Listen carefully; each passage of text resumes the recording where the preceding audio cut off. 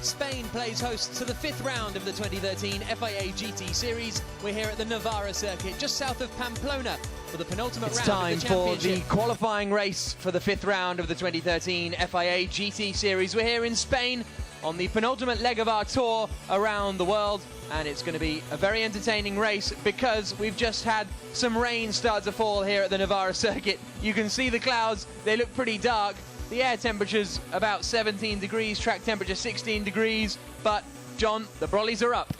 Yes, we thought we'd seen the race, the end of the rain. We had a lot of rain here for qualifying, and overnight the track dried out. It was dry this morning for warm-up, but in the 20 or so minutes since that session ended, we've had clouds come over the racetrack, and it's more a drizzly rain than the kind of rain that we saw yesterday afternoon prior to qualifying.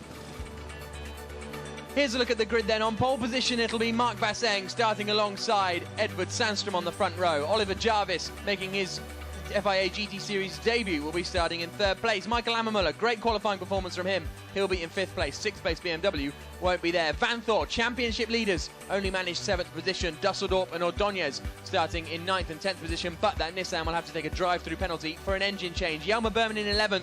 Watch for him climbing up the order. Same can be true of Duncan Taffy in 13th position. Harry Prochik, 2nd in Pro-Am Championship, will start in 15th place on the grid. Wolfgang Reip ahead of Mike Parisi, who had a terrible qualifying session. He's looking forward to flying through at the start of the race with Philippe Sledecka and Martin Matska, another newcomer to the series, at the back of the grid. But through the final corner they come on the green flag lap. We're about to get racing in the 5th round of the championship. It's the qualifying race about to start here at Navarra. Marc Basseng on pole in the Lamborghini, Sandstrom 2nd in the Audi as the lights go green. It's a good start from Alvaro Parent, pulling towards the outside on the run down to the first corner. Parent's going to take the lead here. Fantastic start from the Portuguese driver. Basseng gets shuffled back. A phenomenal start from Lucas Ordonez. He's up into 3rd position, but he's got onto the slick AstroTurf on the outside and can't get it slowed down. Look how cramped it is going into turn 3. Ordonez off the road again, but somehow he has gone from 10th to 3rd by the time they get to the first corner. Everyone else busying their way through the left-hand kink as the 2nd McLaren runs wide. Yeah, Mike Parisi in the way. He really got trapped with traffic all around him and nowhere to get back onto the racetrack. But what a start from that Nissan in 3rd place. An absolute screamer up the outside and around the outside of turn 1 and slotted that Nissan into position. And, well, you can't do better than that. There's been a huge shuffle around. Stefan Ortelli looking on, looking quite concerned. Where is his Audi? Oh, there's 4, 5, 6 abreast coming down the back straight there. Michele Rugolo is up into 4th place. It's 5th place for Steph Dusseldorp. 6th position, possibly now 5th, as Laurens Vanthor tries to go past Steph Dusseldorp and does get up into 5th place. Then we've got Harry Prochik and a huge gaggle of cars further back. What on earth? Look at this, Matthias Stumpf making a move on Jelmer Berman now. Stumpf in the white Lamborghini going past the BMW. What happened to our pole sitter, Marc Basseng? He's dropped down the order so rapidly, I can't even see him coming through there. Oh, and there's a spin. That's the McLaren, Von Ryan McLaren. Duncan Taffy has been tapped and spun around, and he's going to have to wait for the whole field to get through. He may well have had the engine that was coming through turn 13, turn 12. So we now the field beginning to string out, but certainly where did Marc Basseng get to? He was sort of swamped by the entire field on the run up to turn 1. He and Oliver Jarvis must have had a moment, because those two are now running right at the back of the pack. Across the line they come at the end of lap 1. Alvaro Parent leads by 1.3 seconds. Sandstrom is 2nd. Lucas Ordonez is 3rd.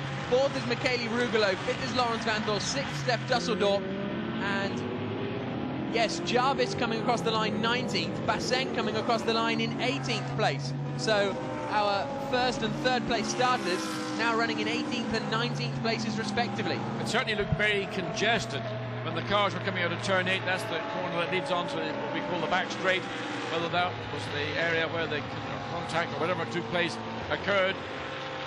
But we maybe got a little opportunity to see back on that opening lap, certainly into turn 1.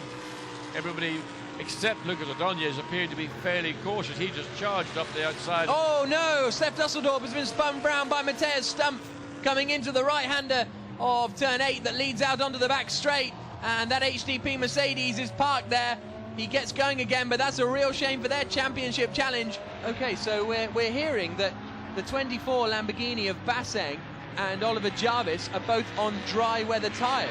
So that explains it. Basseng, we think, was on dry weather tyres, apparently, according to our sources. There's the start of the race. Look on the right-hand side, we've got Lucas Ordóñez in that big white Nissan getting a rocketing start.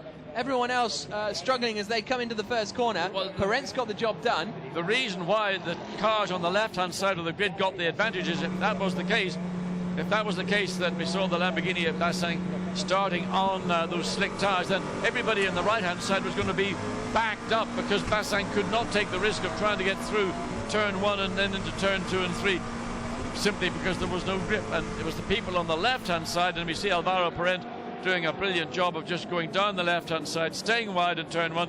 And look at that. Well, there's a bit of smile. You don't often get a smile from Sebastian Loeb, but there we see it. But everybody now who is on that wet tyre looking for the damp or the wettest part of the racetrack, they want to try, if possible, to string out their race until that pit lane opens in what will be another 15 or so minutes, rather than having to come in and go on to slicks and then having to come back in again and do the driver change. Now, the handy thing having Basseng and Jarvis out there on the circuit is that and Rugolo gets onto the... Oh, yeah. He just ran the curbing on the outside of turn 2, and consequently an easy overtake for Lawrence Van Thor. That's just what you want, a driver to make that pass available to you. As the battle for the Pro-Am lead continues and Project gets out of shape, and that means it's an open gap up the inside, and Matthias Stumpf moves through. Project just got out of shape through the middle part of turn 5, and Matthias Stumpf in the ACL by Road Drive Lamborghini is now up into the lead of Pro-Am and into 6th place overall. 5 minutes to go before the pit stop window. Vincent Voss watching on, Frank Stippler behind. And I'll tell you, the gamble of starting on slicks has not paid off because Mark Basseng has finally got into a 1:57. That's still 7.5 seconds behind the pace of the lead car, Alvaro Perent. The judgment, bearing in mind ambient temperature, track temperature, the nature of the circuit, bad decision. We've just seen Oliver Jarvis continuing to be lapped, this time by Berman, Rugolo and Stumpf. And it is Lee Rugolo and Matthias Stumpf doing battle here over 5th place. Stumpf looks up the inside in the Lamborghini and slides through. And just watching Stumpf, he's done 2 good passes. Once there we saw on Rugolo, and it was coming into turn 13. He's got through, and Rugolo thinks he might have a chance to come back. He's trying to down the outside, get the better exit off turn 15.